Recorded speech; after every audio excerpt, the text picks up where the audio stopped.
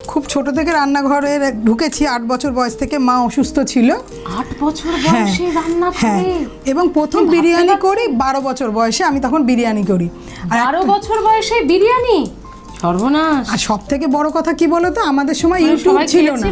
হ্যাঁ, সেটার ছোট্ট গল্প আছে, যে গল্পটা আমি করি, আমার খুব ভালো লাগে গল্পটা করতে।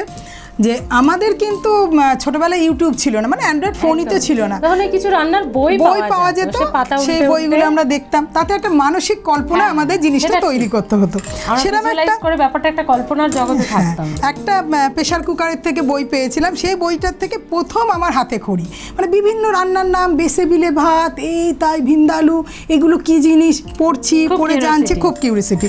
তা আমার বাবা মা কোনোদিনই বাধা দেয়নি যে আমাকে। এটা কি করবে তুমি এবার? ভাজবো, এটা করেই ভাজবে। বাবা মা কোনোদিনই আমার কোনো রান্না বান্নায় বাধা দিত না। উল্টো বাবা তো খুব খুশি হতো, কারণ বাবা ছিল ভোজন রসিক, আর মা ছিল রান্নাঘরের একদম মানে কোনো রকমের রান্না সেরে বেরোবো।